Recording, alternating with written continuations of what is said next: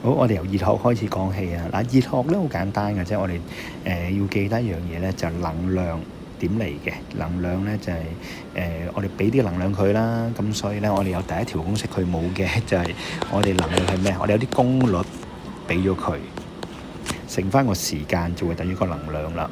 OK，咁我哋會講晒啲公式出嚟先，然後咧我哋一次咧就會將啲單位咧又再寫一次俾你哋睇啊。OK。咁啊，所以咧 E 咧就等於 P 乘 T 啦，功率乘時間就等於能量。OK，咁啊有兩條公式嘅 E 等於 MC 三角 T 啦，咁呢條好熟啦。C 咧叫做比熱容量。OK，即係話俾你聽咧，提升每一 kg 提升1度所需要嘅能量係幾多？咁呢個叫比熱容量。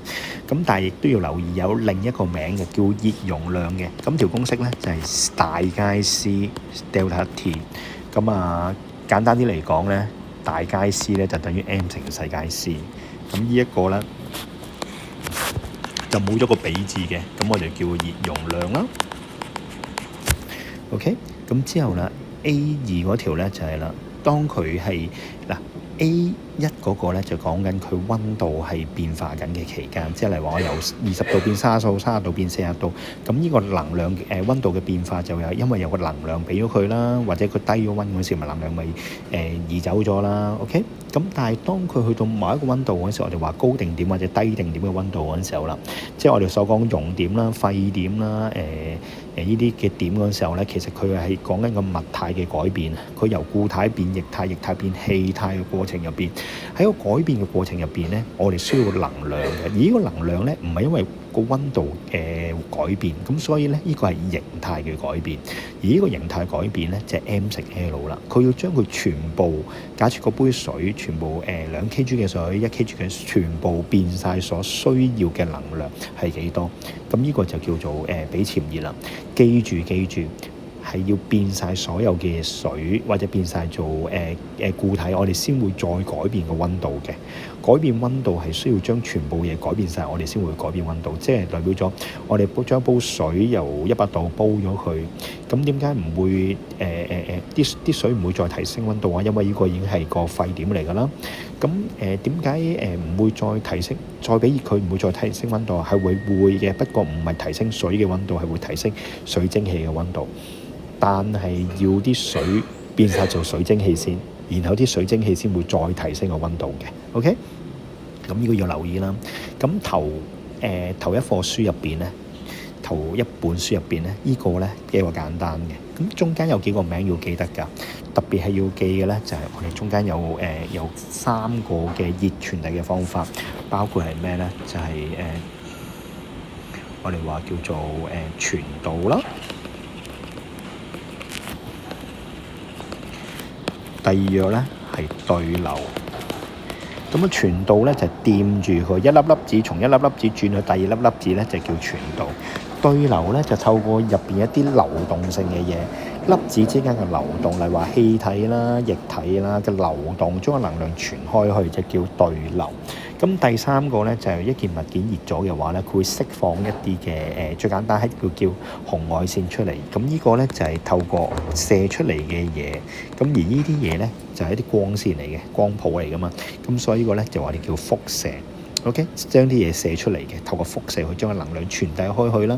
所以我哋嚟話，我哋有時會照紅色嘅燈啦，我哋會照到熱咗啦，即係紅外線嘅燈，我哋會熱咗啦。咁因為我哋吸收咗紅外線嘅能量。OK， 咁呢個係個輻射俾我哋嘅能量嚟嘅。好嗱，講完呢個之後咧，後邊嘅就係 PV 嘅 NLT 咧，就係我哋講氣體啦。嗱，氣體係乜嘢咧？就係我哋喺固體啦、液體啦，去到氣體嗰陣時，氣體咧我哋知道一樣嘢就係個體積會膨脹咗嘅。咁但係當佢膨脹咗嗰陣時咧，原來我哋都發覺一樣嘢就係佢哋個氣體嘅體積、壓強同埋個溫度3樣嘢係有連貫性嘅。OK， 而第一樣我哋要講嘅就係壓強啦。壓強係乜嘢嚟嘅咧？嗱，呢個係一個定義，但係呢課書入邊嚟講咧，有時會用到，有時唔會用到。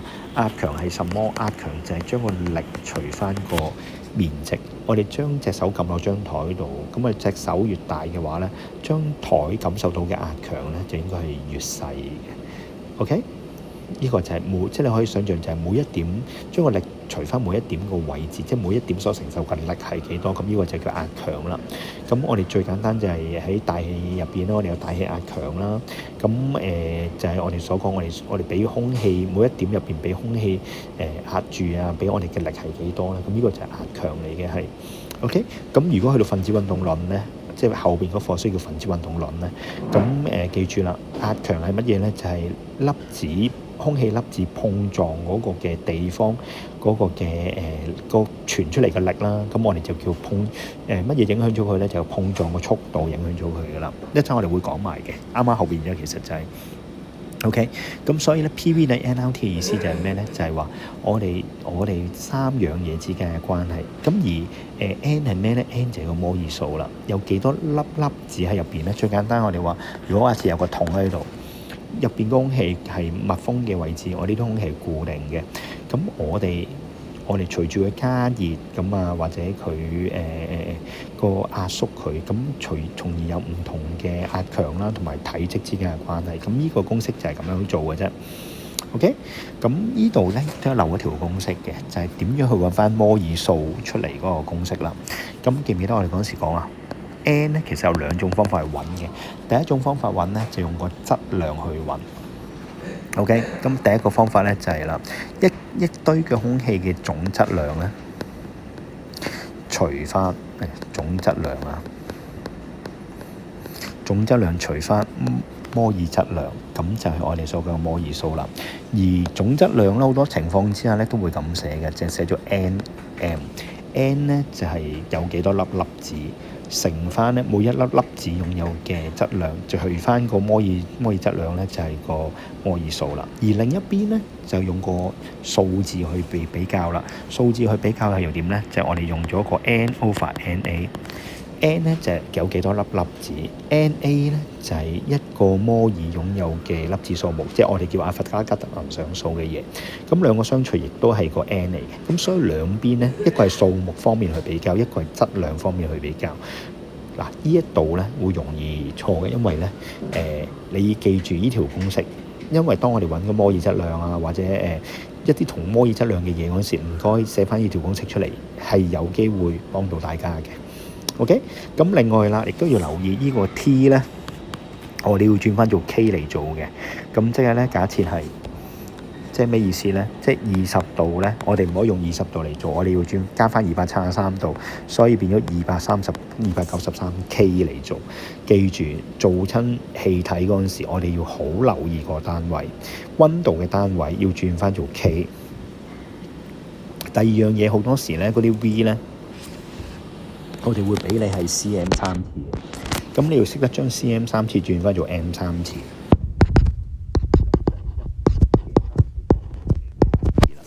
要轉翻佢嘅話，就係除翻100嘅3次。OK，嗱，大部分嘅公式、大部分嘅題目咧，做咗咁多年咧，其實我哋都會去到 PV 同 NLT 個位置嘅啫。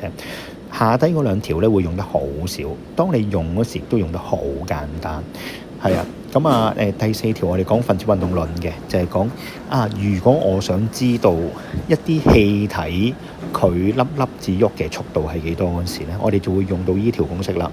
咁你會見到同乜嘢成關係咧 ？PV 等於3/mmc² 啦。咁我哋將PV 即係壓強啦、體積啦，同埋個粒子數目咧，同埋個質量咧，去做咗之後咧，我哋就可以揾得翻一粒粒子個速度啦。嗱，記住呢度個速度係 c。都係個速度嚟嘅，不過呢個速度咧，因為佢係我哋話呢個速度係一個平均值啦，或者呢個係一個多方向範圍嘅數值咧，所以我哋會用個 c 嚟表示個速度嘅。而我哋將佢除翻出嚟之後咧，我哋會話呢個係一個平均值，所以咧得出嚟嘅結果咧，我哋會話呢個係 RMS 嚟嘅。RMS 嘅意思係咩咧？就 Root Mean Square 啦，平方均根值。方均根值 ，OK， 咩為之方均根值咧？方均根值意思咧，我寫喺上邊啦嚇，即係咧，我哋會將一啲嘅數如果就係咪兩方均根值嘅就好簡單嘅啫，你直接去計出嚟就得噶啦。即係我話將個二次方開翻方咁，我哋叫個 RMS 啦，咁就得噶啦。但係如果唔係嘅話，咁呢個係乜嘢嚟嘅咧？你會見到而家個數上邊咧係有二次方嘅，再平均分，再開翻方咧就係方均斤㗎啦。即係咩意思咧？即係如果假設我哋得個答案係4，假設有幾粒粒子喺度，因為而家講緊係一個統計學嚟㗎嘛。我哋一粒速度係4啦，有個速度係-3啦，有個係2啦。咁我哋個方均斤，呢一堆數字嘅方均斤值係乜嘢咧？就係4嘅 square 啦，加-3嘅 square 啦，加2嘅 square 啦。之後咧，平均值除翻3，再開翻方，呢個就叫方均斤值。嗱，方均斤值唔係講緊一個嘅速度，係講緊好多粒子一齊嘅平均值。OK， 咁呢個叫方均斤值。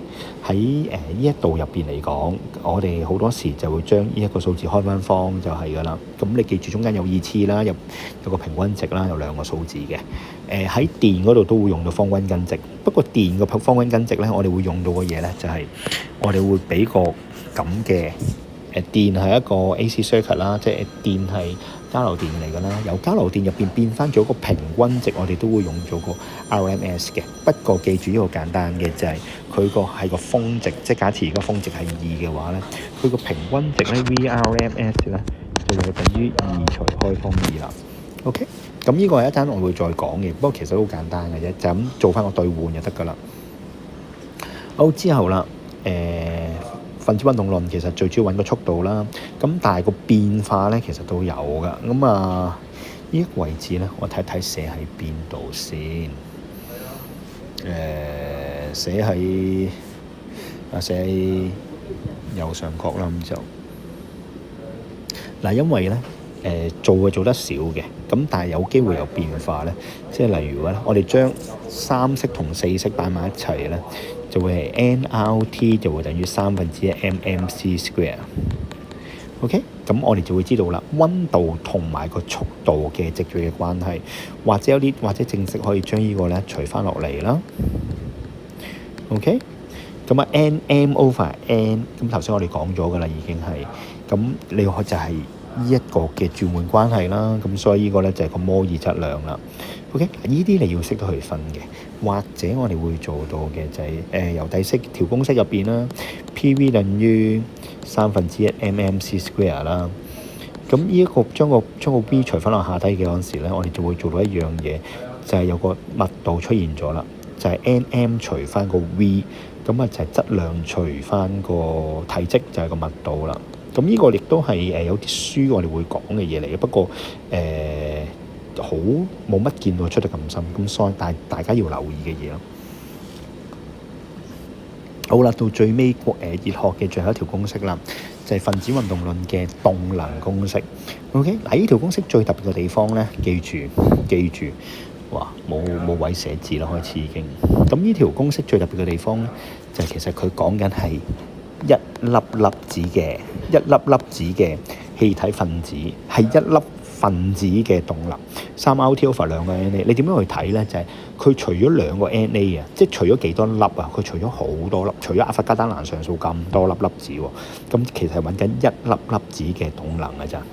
咁如果你揾一堆氣體啊，或者你揾一個10 kg 嘅氣體入邊嗰個嘅動能係幾多啊？你就要乘翻佢嘅摩爾數出嚟啦，再乘翻個阿法加丹蘭常數啦，先會係等於佢呢一個嘅質量，即係揾翻佢嘅能量出嚟嘅。OK， 咁講埋啦，分子運動論你記住一樣嘢就係啦，講嗰啲乜嘢咧？就係我哋要判斷就係話分子運動論入邊啦，點解分子運動論入邊啦？點解溫度上升？點解會令到個質量上升㗎？個壓強上升㗎？就因為溫度上升咧，會引致啲乜嘢咧？就會令到咧粒子嘅速度快咗。粒子嘅速度快咗啦，咁啊令到佢咩啊？碰撞埲牆嗰個嘅頻率上升。因此啦，壓強就會上升啦。我哋將啲乜嘢寫上關係咧？就溫度同埋個速度同埋個頻率寫上關係。溫度同埋個速度寫上關係，而壓強就會同個碰撞個頻率扯上關係。咁體積就好簡單嘅，體積咪體積咯。咁體積大咗，咁碰撞個頻率咪會減少咯。咁呢啲嘢我哋要知嘅嘢嚟嘅。OK，咁呢個就係分子運動論啦。但係記住，分子運動論咧有好多有啲assumption你要知嘅，不過唔係成日考啦，MC 會考嘅。點解有啲得有啲唔得啊？咁我哋話有個叫理想氣體嘅 ideal gas。咁呢個亦都要得閒去望一望咩叫 ideal gas 啦。OK， 好，咁氣體就講到呢一度啊。